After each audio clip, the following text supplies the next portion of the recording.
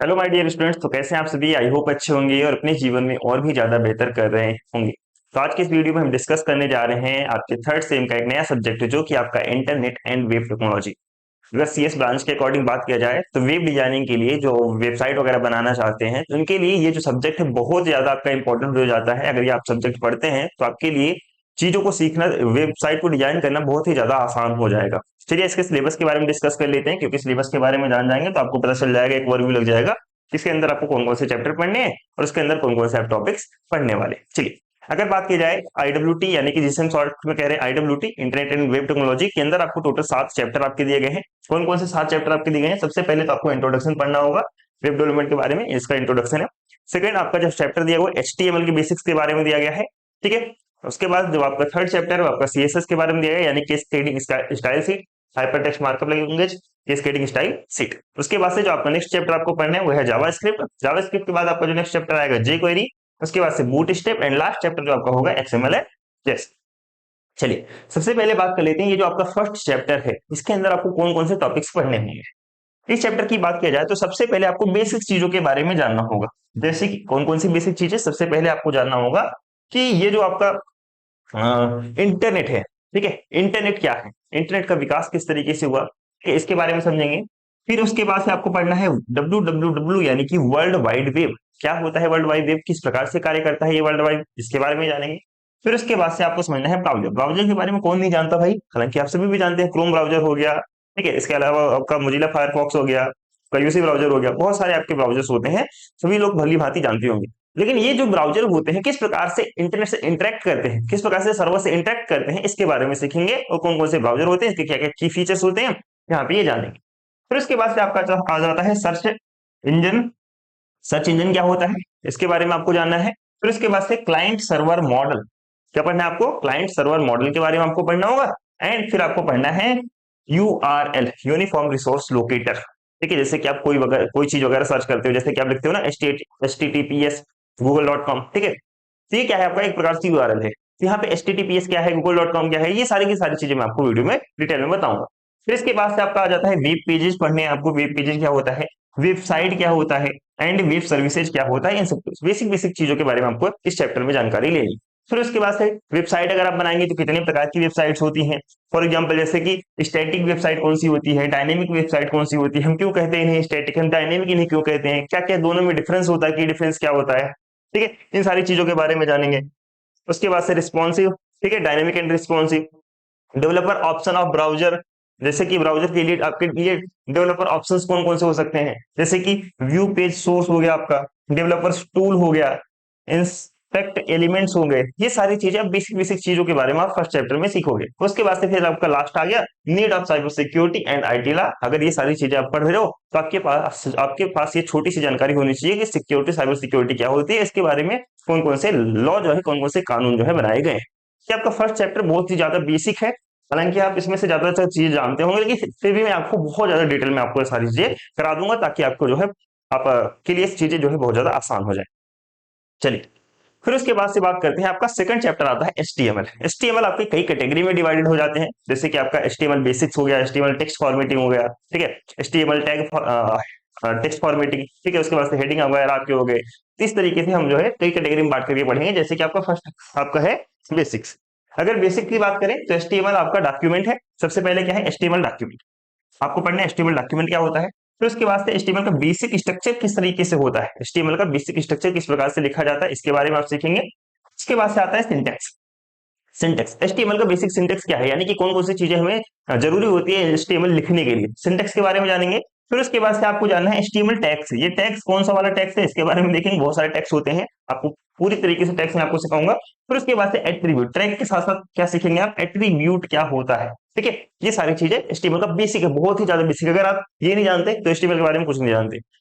फिर उसके बाद से आपका जाता है टाइप्स ऑफ एचटीएमएल टैग्स, कितने प्रकार के आपके टाइप एचटीएमएल के टैग्स होते हैं, इसके बारे में आपको समझना है। फिर उसके बाद से आपका आता है रूल्स ऑफ नेस्टिंग। नेस्टिंग का मतलब होता है कि एक चीज के अंदर दूसरी चीज को जो आप लिखते हैं तो उसे नेस्टिंग कहते हैं। जैसे आपने सी वगैरह पढ़ा होगा अपने फर्स्ट सेमेस्टर में, तो उसमें क्या होता है कि लूप के अंदर जब लूप लिखते हैं तो उसे कह देते हैं नेस्टिंग लूप। तो सेम इसी प्रकार से होगा, जब आप हेडिंग के अंदर हेडिंग डालेंगे, यानी कि टैक्स के अंदर जब टैक्स लिखेंगे तो हम उसे क्या कह देंगे, नेस्टिंग, ठीक है।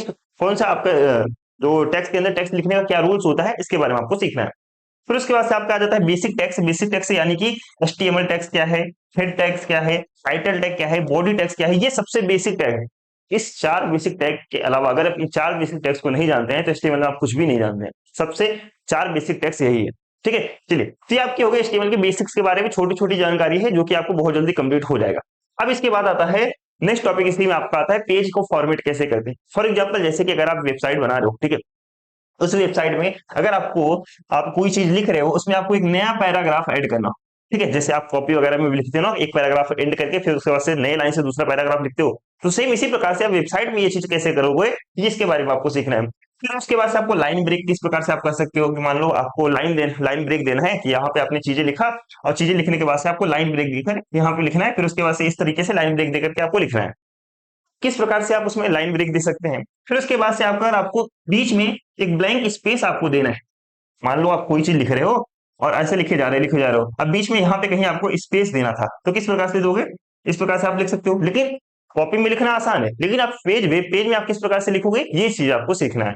फिर उसके बाद से चेंजिंग पेज बैकग्राउंड, मान लो ये जो बैकग्राउंड है आपको गोल्डन कलर का दिख रहा होगा, अगर इस बैकग्राउंड या फिर येलो कलर का दिख रहा होगा, इस बैकग्राउंड को अगर मुझे चेंज करना है, ठीक, मान लो एक वेबसाइट है, वेबसाइट में आपका ये जो है पीछे ब्लू कलर का बैकग्राउंड है और ये जो इसमें जो जिसमें टेक्स्ट लिखा हुआ है ये आपका येलो कलर का बैकग्राउंड।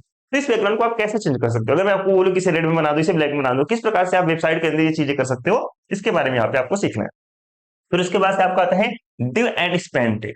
क्या है डिव एंड स्पैन टैग, क्या होता है, जैसे कि मैंने आपको ये चीज देखो इस डिब्बे के अंदर बॉक्स के अंदर बंद करके रखा हुआ है, ठीक है, तो किस प्रकार से हम इसे का यूज कर सकते हैं डिव और स्पैन टैग के लिए, इस चीज को आपको यहाँ पे सीखना है। क्लियर, पेज फॉर्मेटिंग क्या हो गया। फिर उसके बाद से जो आपको पढ़ना है टेक्स्ट फॉर्मेटिंग। पेज फॉर्मेट अगर आपने कर लिया तो आपको सीखना है टेक्स्ट फॉर्मेट किस तरीके से करते हैं। टेक्स्ट फॉर्मेट जैसे कि एचटीएमएल हेडिंग्स। एचटीएमएल हेडिंग्स आपको पता है हेडिंग 6 प्रकार के होते हैं एचटीएमएल के अंदर, जैसे कि H1 से लेकर के H6 तक। वो किस प्रकार से काम करते हैं, H1 का मतलब क्या है, H6 का मतलब क्या है, सारी चीजें हम वीडियो में डिस्कस करेंगे। फिर इसके बाद से आपका आता है फॉर्मेटिंग एलिमेंट्स। फॉर्मेटिंग एलिमेंट्स में जैसे कि आप कोई चीज लिखते हो, टेक्स्ट वगैरह लिखते हो, तो उसमें आपको बोल्ड कर सकते हो, इटैलिक कर सकते हो, अंडरलाइन कर सकते हो, तो ये सारी चीजें हम वेबसाइट के अंदर किस प्रकार से करेंगे इसके बारे में आपको सीखना है। बोल्ड टेक्स्ट करना, इंपॉर्टेंट टेक्स्ट लगाना, इटैलिक टेक्स्ट करना, एम्फेसाइज टेक्स्ट, टेक्स्ट को बढ़ा देना, टेक्स्ट को मार्क कर देना, छोटा टेक्स्ट लिखना, डिलीट को टेक्स्ट को डिलीट करना, इंसर्टेड टेक्स्ट, ठीक है, और सब script text and super script. सब स्क्रिप्ट टेक्स्ट में क्या होता है, जैसे कि आप लिखते हो ना लॉग ए, ठीक है, जैसे आपने लिखा लॉग ए, तो ये यहाँ पे क्या है, तो आप कहोगे सर ये यहाँ पे सब स्क्रिप्ट है, क्या है, सब स्क्रिप्ट इसे बोलते हैं। फिर उसके बाद से आपका है सुपर स्क्रिप्ट। एक मिनट टाइम दीजिएगा। हेलो जी, हाँ, 5 मिनट बाद कॉल करेंगे, अभी मैं क्लास में था। ठीक है, तो क्या कहेंगे आप, ये आपका सब स्क्रिप्ट हो गया। फिर उसके बाद से सुपर स्क्रिप्ट, जैसे आपने लिखा ए स्क्वायर प्लस बी स्क्वायर, ये आप लिखते हैं ना, तो ये क्या है, ऊपर ऊपर जो लगे हुए होते हैं उसे हम कहते हैं सुपर स्क्रिप्ट। तो इसका यूज हम वेबसाइट में किस प्रकार से करते हैं इसके बारे में आपको यहाँ पे सीखना होगा। क्लियर, चलिए नेक्स्ट टॉपिक, इसी में आपको पढ़ना है कमेंट्स क्या होते हैं, जो आप कमेंट पास करते हैं, कमेंट हमारे कमेंट बॉक्स में लिखते हैं, वाला कमेंट नहीं, इसमें कमेंट किस प्रकार से देख सकते हैं इसके बारे में आपको सीखना है। फिर उसके बाद से आपको आता है हॉरिजॉन्टल लाइन। हॉरिजॉन्टल लाइन मतलब आप इस प्रकार से लाइन किस प्रकार इससे प्रकार का लाइन जो है आप वेब पेज के अंदर कैसे बना सकते हैं, ठीक है। डबल लाइन अगर आपको इस प्रकार से अगर आपको एक लाइन देना होता है, मान लो टेक्स्ट हमारा कंप्लीट हो, इसके बाद से हम लाइन देना चाहते हैं, कहीं भी लाइन लगाना चाहते हैं हॉरिजॉन्टल लाइन, तो आप किस प्रकार से हॉरिजॉन्टल लाइन लगा सकते हो, इसके बारे में यहाँ पे आपको सीखना होगा चीजें। क्लियर, ये तो आपका हो गया टेक्स्ट फॉर्मेटिंग। फिर उसके बाद से नेक्स्ट टॉपिक इसी में आपको पढ़ना है क्रिएटिंग लिस्ट। लिस्ट कैसे क्रिएट कर सकते हो, जैसे आप लिखते हो ना 1 2 3 4, या फिर आप लिखते हो 1 रोमन में लिखते हो 1 2 3 4, या फिर आप ऐसे लिखते हो ए बी सी, और फिर इसके अंदर भी आप लिख देते हो 1 2 3, लिस्ट के अंदर लिस्ट आप बना देते हो, ठीक है। तो ये लिस्ट किस प्रकार से क्रिएट करते हैं वेबसाइट के अंदर, इसके बारे में आपको सीखना है। लिस्ट भी आपके 3 प्रकार से हो सकते हैं, जैसे कि आपका ऑर्डर्ड लिस्ट है, unordered list and definition list. Order list का मतलब क्या है, अनऑर्डर्ड लिस्ट का मतलब क्या है, डिफिनेशन लिस्ट का मतलब क्या है, ये सारी चीजें मैं आपको बताऊंगा। ओके, फिर इसके बाद से इसी में आपका लास्ट एचटीएमएल के अंदर जो आपको लास्ट टॉपिक दे दिया गया अदर्स के नाम से दे दिया गया। अदर्स में मतलब आपको क्या क्या सीखना है, जैसे कि अगर आप वेबसाइट बना रहे हैं तो उसमें आप इमेज किस प्रकार से लगा सकते हैं, अगर मान लो आपको टेक्स्ट का लिंक लगाना हो तो आप टेक्स्ट का लिंक किस प्रकार से लगाएंगे, इमेज का लिंक किस प्रकार से लगा सकते हैं। फिर उसके बाद से अगर मान लीजिए आप कोई किसी पेज पे क्लिक कर रहे हैं तो वो पेज आपने देखा होगा कि कभी कभी दूसरे विंडो में खुलता है, ठीक है, फिर उस नए विंडो में किस प्रकार से आप पेज पे क्लिक करेंगे तो नए विंडो में किस प्रकार से खुलेगा, नए टैब में किस प्रकार से खुलेगा, ठीक है। Linking to an area of same page, तो मान लीजिए अगर आपको क्लिक करना है, क्लिक करने के बाद से अगर आपको चाहते हो उसी पेज में आपका लिंक खुल जाए, तो किस प्रकार से ओपन हो सकता है? Introduction of table text. अभी टेबल आपने देखा होगा, कभी टेबल बनाया गया रहता है कि जैसे मान लो एक तरफ लिख दिया मैंने 1 2 3, फिर इधर लिख दिया मैंने ऑर्डर लिस्ट क्या होता है, फिर एक तरफ लिख दिया मैंने अनऑर्डर लिस्ट क्या होता है। तीन दोनों के बीच में मैंने डिफरेंस बता दिया, टेबल के रूप में बता दिया।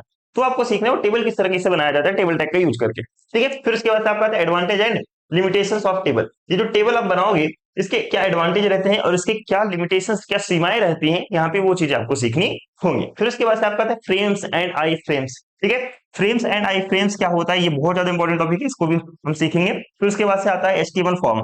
फॉर्म के बारे में तो आपको सीखना बहुत ज्यादा इंपॉर्टेंट हो जाता है। क्यों इंपॉर्टेंट हो जाता है? क्योंकि कभी भी आप कोई सा भी काम करते हो, फॉर एग्जांपल मान लो आप गवर्नमेंट एग्जाम का फॉर्म भरते हो या फिर इंट्रेंस एग्जाम का फॉर्म भरते हो, तो आप फॉर्म जो भरते हो ना, सेम वही फॉर्म अगर आपको बनाने के लिए कह दिया जाए तो कैसे बनाओगे? जब तक अगर आपने एचटीएमएल सीखा नहीं है तो कैसे बनाओगे? तो वो चीज आपको सीखने को यहाँ पे मिलेगा कि एचटीएमएल फॉर्म्स को किस प्रकार से क्रिएट कर सकते हैं। ठीक है, एक्सएचटीएमएल यानी कि एक्सटेंडेड एचटीएमएल क्या होता है, यहाँ पे आपको ये जानना है कि यहाँ पे आपका पूरा पूरा एचटीएमएल टॉपिक यहाँ पे पूरी तरीके से कंप्लीट हो जाएगा। फिर उसके बाद से आपका आता है नेक्स्ट चैप्टर सीएसएस। अब सीएसएस यानी कि केस्केडिंग स्टाइल शीट। जिस प्रकार से एचटीएमएल आपने सीखा, एचटीएमएल के मान के चलो एक तरीके से मानव कंकाल हो जाता है। एचटीएमएल सिंपल समझना, सिंपल कि मानव कंकाल है आपका, वो एक एचटीएमएल है।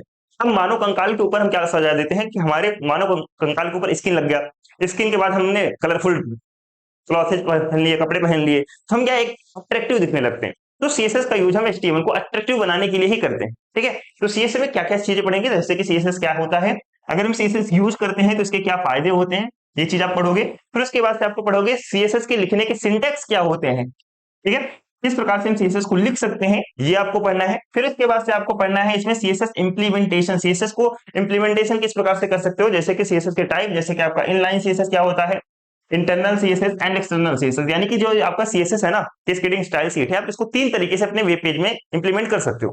कौन कौन से तरीके से? इनलाइन तरीके से, इंटरनल तरीके से, तीसरा है आपका एक्सटर्नल तरीके से। कौन कौन सा है तरीका है, किस प्रकार से इसको यूज किया जाता है, ये मैं आपको वीडियो में फुल डिटेल में आपको समझाऊंगा। फिर उसके बाद से आपका जाता है सीएसएस सिलेक्टर। सिलेक्टर क्या होता है, इसके बारे में आपको पढ़ना है, जैसे कि आपके आईडी सिलेक्टर हो गए, क्लास सिलेक्टर हो गया, ग्रुपिंग सिलेक्टर हो गया, यूनिवर्सल सिलेक्टर हो गया। फिर उसके बाद से आपको आ गया है सीएसएस स्यूडो क्लासेज। ये आपका बहुत ज्यादा इंपॉर्टेंट टॉपिक हो जाता है सिलेक्टर, क्योंकि आपको सिलेक्टर का यूज बहुत ज्यादा करना होता है सीएसएस के अंदर। ठीक है, अगर आप चाहते हो कि आपका कोड जो है कम में ही लिख जाए तो आप सिलेक्टर का यूज यहाँ पे बहुत ज्यादा करते हो। फिर उसके बाद से आपका जाता है सीएसएस प्रॉपर्टी। जिस तरीके से एचटीएमएल में आपने प्रॉपर्टीज देखा, उसी प्रकार से आपको सीएसएस में भी प्रॉपर्टीज आपको पढ़ना है। फॉर एग्जांपल जैसे कि अगर आपको मान लो कि सीएसएस के अंदर आपको सीएसएस लगा करके आपको बैकग्राउंड का कलर चेंज करना हो तो कैसे करोगे, टेक्स्ट का कलर चेंज करना हो तो आप कैसे चेंज करोगे, बैकग्राउंड में इमेज लगाना हो तो आप कैसे लगा सकते हो। अगर बॉर्डर है, मान लो ये बॉर्डर मैंने लगाया हुआ है ब्लैक कलर का, इस बॉर्डर को मुझे चेंज करना है येलो कलर में, या फिर मैं चेंज करना है ग्रीन कलर में, रेड कलर में, तो कैसे आप चेंज कर सकते हो बॉर्डर को। मान लो बॉर्डर की हाइट मुझे देनी है, थोड़ी सी और बढ़ानी है या थोड़ी सी कम रखनी है, या मैं चाहता हूँ डैश डैश वाला बॉर्डर मिल जाए, या मैं चाहता हूँ डबल बॉर्डर मुझे मिल जाए, तो किस प्रकार से आप इस चीजों को इंप्लीमेंट करोगे, ये सारी चीजें आपको यहाँ पे जानने को मिलेगा। हाइट लगाना, विथ लगाना, इमेज का बॉर्डर का हाइट लगाना, बॉर्डर का विथ लगाना, कलर किस प्रकार से करते हैं, टेक्स्ट को अलाइन किस प्रकार से करते हैं। टेक्स्ट को अलाइन का मतलब क्या है कि आपने देखा होगा जो टेक्स्ट होता है या तो लेफ्ट हैंड से शुरू होगा या तो राइट हैंड से शुरू होगा। ठीक है, या तो राइट या तो लेफ्ट से शुरू होगा, या फिर आप कह सकते हैं टेक्स्ट जो होता है दोनों साइड से सेम अलाइन हो जाए, यानी कि दोनों तरफ से बराबर गैप में आ जाए। ठीक, तो किस प्रकार से टेक्स्ट का अलाइनमेंट करते हैं इसके बारे में आपको सीखना है। फंट फैमिली कौन कौन से होते हैं, जैसे कि फंट आपकी फैमिली कौन कौन से होंगे, जैसे कि फंट कितने प्रकार का आप यूज कर सकते हो, फंट स्टाइल कौन कौन से आपके यूज किए जा सकते हैं, फंट साइज कितना रखा जाता है और कितने साइज तक मैक्सिमम आप रख सकते हो, इसके बारे में आपको सीखना है। और फंट का वेट कितना होता है, ठीक है, यानी कि फंट का वेट, ये सारी चीजें किसमें आपको पढ़ना है, सीएसएस के नॉर्मल चीजें हैं ये। फिर उसके बाद से आपका जाता है बॉक्स मॉडल इन सीएसएस, जैसे कि मार्जिन अगर आपको देना हो, बॉर्डर लगाना हो, एंड पैडिंग करना हो, ये बहुत ज्यादा इंपॉर्टेंट, सबसे ज्यादा अगर बॉक्स में यूज किया जाता है ये वाली चीजें, मार्जिन और पैडिंग, ये दोनों चीजें बहुत ज्यादा यूज किया जाता है। तो आपको बहुत इंपॉर्टेंट है तरीके से आपको ये जो है चीजें सारी की सारी सीखनी होंगी, बॉक्स मॉडल इन सीएसएस।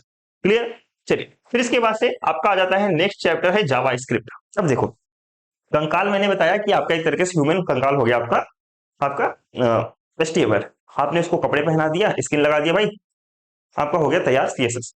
मान लो चलेगा कैसे, बातें कैसे करेगा, अगर मान लो वो चलने लग जाए, बातें करने लग जाए वो कंकाल, फिर क्या हो जाएगा, एक तरीके से हमने उसमें इंप्लीमेंट कर दिया जावा स्क्रिप्ट। क्या इंप्लीमेंट कर दिया, जावा स्क्रिप्ट इंप्लीमेंट कर देंगे तो क्या हो जाएगा, एक तरीके से रिस्पॉन्सिव हो जाएगा, यानी कि चलने भी लगेगा, बातें भी करने लगेगा, तो एक तरीके से रिस्पॉन्सिव हो गया। ठीक है, तो जावा स्क्रिप्ट क्या होता है इसके बारे में आपको सीखना है। जावास्क्रिप्ट में वेरिएबल्स कितने होते हैं, किस प्रकार से आप वेरिएबल को डिक्लेयर कर सकते हैं जावास्क्रिप्ट में, डेटा टाइप्स कौन कौन से यूज किए जाते हैं आपके जावास्क्रिप्ट में, ऑपरेटर कौन कौन से यूज कर सकते हैं, कंट्रोल फ्लो स्टेटमेंट जैसे कि आपने सी में भी पढ़ा है, ये सारी की सारी चीजें, if else for loop while do while, ये सारी की सारी चीजें आप जावास्क्रिप्ट में किस प्रकार से इंप्लीमेंट करोगे, ये सीखना आपके लिए बहुत ज्यादा इंपॉर्टेंट है। ओके, फिर उसके बाद से अगर मान लो आपको फंक्शन को डिक्लेयर करना है तो आप जावास्क्रिप्ट में किस प्रकार से फंक्शन को डिक्लेयर कर सकते हो, calling function with parameter, parameter के साथ में कॉलिंग फंक्शन। ये आपको लग रहा होगा इसमें C and C plus plus कहां से आ गया, सोच तो रहे हो ना sir ji, C and C plus plus कहां से आ गए, जावा वाली चीजें यहाँ पे कहां से आ गई, बट ये सारी की सारी चीजें आपकी एचटीएमएल में आपकी जो है वेब पेज डिजाइनिंग में यूज होती है। कैसे यूज होती है मैं आपको बताऊंगा बहुत ही अच्छे से। चलिए, adding JavaScript to web documents, आप वेब डॉक्यूमेंट्स में किस प्रकार से जावास्क्रिप्ट को ऐड कर सकते हैं, जावास्क्रिप्ट ऑब्जेक्ट क्या होता है भाई, जावास्क्रिप्ट ऑब्जेक्ट क्या होता है, डॉक्यूमेंट ऑब्जेक्ट मॉडल कौन कौन से होते हैं, फिर उसके बाद से एचटीएमएल इवेंट्स क्या होते हैं, बहुत इंपॉर्टेंट है इवेंट्स, इंपॉर्टेंट पढ़ना आपके लिए बहुत ज्यादा है, इवेंट पढ़ना important, and calling JavaScript functions on events, यानी कि इवेंट्स फंक्शन के इवेंट्स पे आप किस प्रकार से जावास्क्रिप्ट को कॉल कर सकते हो, यहाँ पे कॉल करना फोन वाला कॉल करना नहीं है, ठीक है, किस प्रकार से आप इसे कॉल कर सकते हो, ये सारी चीजें आपके लिए जावास्क्रिप्ट में पढ़ना बहुत ज्यादा इंपॉर्टेंट हो जाता है। हालांकि देखो सबसे बड़ा जो आपका चैप्टर हो जाता है तो आपका एचटीएमएल हो जाता है, फिर उसके बाद से सीएसएस हो जाता है, जावास्क्रिप्ट चैप्टर बहुत उतना बड़ा नहीं है, ये जल्दी ही हमारा जो है कंप्लीट हो जाएगा। चलिए, फिर इसके बाद से आपका आ जाता है नेक्स्ट चैप्टर जे क्वेरी। जे क्वेरी की बात की जाए तो एक तरीके से आपका जावास्क्रिप्ट की लाइब्रेरी का रूप में काम करता है, यानी क्या है, एक प्रकार से जावास्क्रिप्ट का लाइब्रेरी होता है jQuery। किस प्रकार से इससे यूज करेंगे लाइब्रेरी, जैसे लाइब्रेरी में आपके क्या रखे होते हैं, बुक्स रखे होती हैं, या फिर बात करें लाइब्रेरी में आपके वर्ड्स हो सकते हैं, लाइब्रेरी वर्ड्स, ठीक है, उसी प्रकार से जावास्क्रिप्ट लाइब्रेरी में बहुत सारे इसके कोडिंग होते हैं, बहुत सारे फंक्शंस होते हैं, किस प्रकार से इसके यूज कर सकते हैं इसके बारे में आपको सीखना है। जा जे क्वेरी कॉन्सेप्ट क्या होता है, ठीक है, adding jQuery to the web page में आप किस प्रकार से जे क्वेरी को ऐड कर सकते हो, जे क्वेरी में सिलेक्टर्स क्या होते हैं, अभी आपने बोला कि सर सीएसएस में सिलेक्टर पढ़ा होगा, अब इसमें भी सिलेक्टर पढ़ना है, हाँ बिल्कुल इसमें सिलेक्टर आपको पढ़ना है।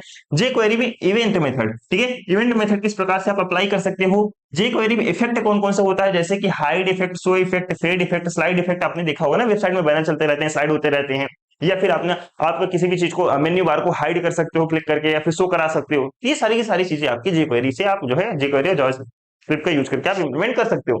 Insertion of header footer in HTML के अंदर आप हेडर और फुटर किस प्रकार से इस्तेमाल कर सकते हो, जैसे कि आप बुक वगैरह देखते हो कि उसमें क्या रहते हैं कि आपके ऊपर गिनती रहता है, चैप्टर का नाम ऊपर गिनती रहता है, फिर नीचे भी आपकी गिनती पेज चलती रहती है, ठीक है, ये क्या होता है ऊपर हेडर और फुटर, यानी कुछ चीजें कुछ गैप ऊपर दे देते हैं, कुछ गैप नीचे दे देते हैं, तो हम बोल देते हैं हेडर और फुटर। किस प्रकार से हम इसे वेब पेज में इंप्लीमेंट करेंगे इसके बारे में आपको सीखना है, ठीक है, इन एचटीएमएल पेजिंग यूजिंग jQuery का यूज करके ये सारी चीजें हमें सीखनी है। ओके, चलिए, फिर इसके बाद से जो आपका नेक्स्ट आपका चैप्टर आ जाता है बूटस्ट्रैप एक तरीके से आपका फ्रेमवर्क होता है, बहुत ज्यादा इंपॉर्टेंट है आपका ये फ्रेमवर्क।